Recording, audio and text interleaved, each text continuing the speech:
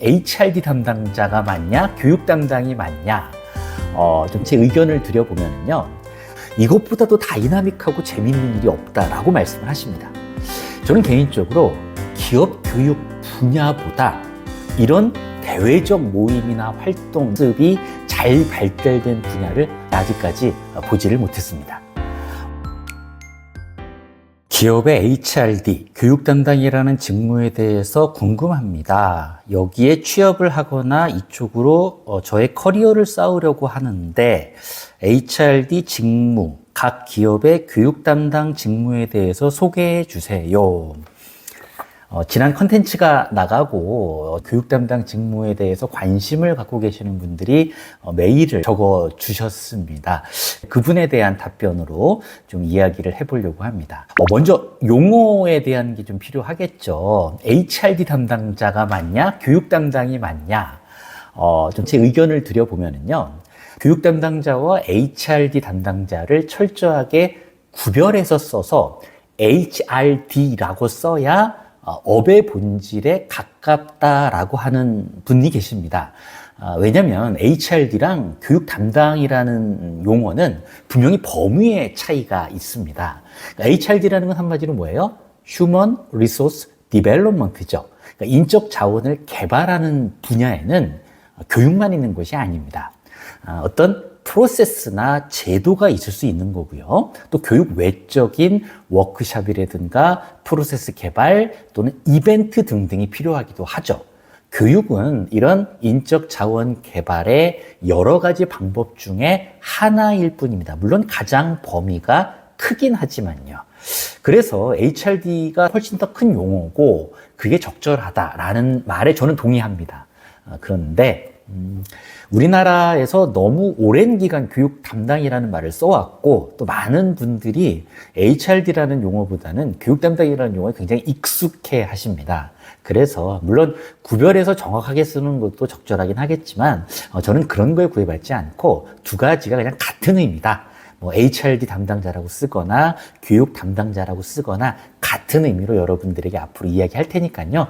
여러분들이 그거에 크게 구애받지 않았으면 좋겠다라는 말씀을 드려봅니다. 매력이요. 여러분이 회사에서 일을 하잖아요. 근데 그 일을 내가 좀 더 잘하고 싶다. 그러기 위해서 같은 일을 하는 사람들을 만나거나 또는 어디 가서 관련 업에 대한 강의를 듣거나 또는 비슷한 분들이 모여가지고 스터디를 하는 이런 분야를 혹시 좀 알고 계시나요? 저는 개인적으로 기업 교육 분야보다 이런 대외적 모임이나 활동습이 잘 발달된 분야를 아직까지 보지를 못했습니다.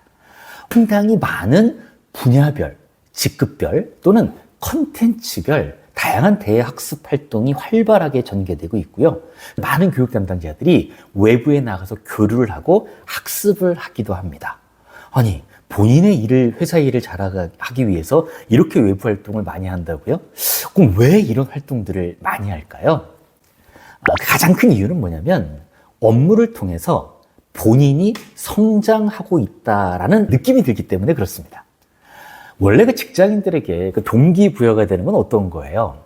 급여, 승진, 이런 게 대표적인 거잖아요. 근데 이것과 더불어서 직장인들의 동기부여가 자아 성장입니다. 자아 성장이라는 게 뭘까요? 바로 일을 통해서 내가 좀 더 업무적으로 성장하고 개발되고 있다라는 이런 현상 느낌이죠. 프로젝트성 교육을 기획하고 운영하는 과정에서 교육 담당자들은 다양한 도전을 하게 됩니다. 그리고 이것을 잘 마무리하면은요, 스스로 굉장히 성장했다라는 느낌이 들기 때문에 교육 담당자들은 많은 노력들을 다양하게 하고 있습니다. 두 번째는요, 일 자체가 사실 좀 재밌습니다. 새롭게 교육 담당을 하시는 분들의 이야기를 들어보면요, 이것보다도 다이나믹하고 재밌는 일이 없다라고 말씀을 하십니다. 일단 다양한 외부 관계자들을 만나죠. 교육 컨설팅 회사, 강사 이런 사람들과 협업을 해야 되고요. 또 사내 교육생들을 만나다 보니까 임원급부터 신입사원까지 다양한 네트워킹이 형성이 되고 그러다 보니까 회사 내에서 아는 사람들이 굉장히 많아지게 됩니다. 또 근무하는 공간이 사무실 내뿐만이 아니라 연수원, 또 회사의 다른 공장, 해외 지사 이런 등등을 돌아다니게 되면서 되게 액티브한 일을 좋아하시는 분들에게는 아주 흥미있는 일이다라고 많이들 이야기를 하시죠. 또한 이 교육 담당자들은 대부분 사내 강사 역할까지 겸하게 됩니다.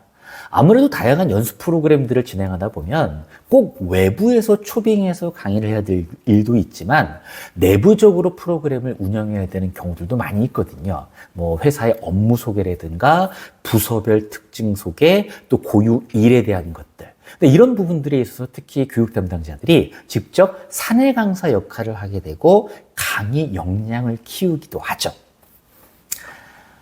세 번째는요.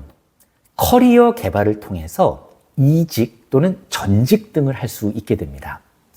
교육 담당을 하게 되면요, 다양한 외부 강사들, 교육 컨설팅 회사, 그리고 이런 분들과 교류를 하는 것은 물론이고 타 회사 교육 담당자들과도 굉장히 다양한 친분을 쌓게 됩니다. 자연스럽게 우리 회사 이외의 회사들의 관심을 가지게 되고요. 본인의 커리어 발전을 위한 다양한 길을 모색하게 되죠. 요즘처럼 평생 직장이 사라진 시대에 퇴직 후 또는 회사 일을 그만둔 다음에 어떤 일을 하게 될까 이런 고민하신 분들에게 내가 교육 컨설팅 회사를 차릴 수도 있고요. 또는 강사가 돼서 1인 기업가로 활동할 수도 있습니다. 꽤 매력적인 분야로 다가섭니다. 아시겠지만 지금 기업교육 강사님들 대부분이 과거 기업교육 담당자거나 또는 사내 강사 출신이고요. 저도 마찬가지로 그 길을 걸었다라고 이야기할 수 있습니다. 어떤 사람이 교육 담당자가 되냐고요? 이 부분은 과거하고 지금이 좀 많이 다릅니다. 과거에는 교육학, 심리학 이런 분야를 졸업한 사람들을 각 기업 연수원이나 인사팀, 교육팀에서 채용을 했죠. 그래서 선배들에게 도제식으로 교육을 배웠습니다. 업무적인 것들을 배웠겠죠. 근데 아시겠지만 지금 기업의 추세라는 게 어때요? 새로 신입을 뽑아서 육성시키는 시스템보다는 어떤 걸 더 선호하죠? 그렇죠. 이미 역량이 있는 경력사원을 뽑아서 당장 활용하겠다라는 기업들이 굉장히 많아지고 있는 추세입니다. 그러다 보니까 기업교육 담당자는 경력사원으로 뽑히는 경우들이 굉장히 많습니다. 그런데 이 경력사원들을 어디서 뽑아가냐? 놀랍게도 상당수의 교육 담당 회사들이 어디에서 뽑느냐? 자신들이 업무를 도왔던 교육 컨설팅 회사에서 뽑는 경우가 굉장히 많습니다. 한 2, 3년 된 것 같은데요. 제가 강의를 우리나라에서 조선업으로 최고의 회사였던 곳을 갔던 적이 있습니다.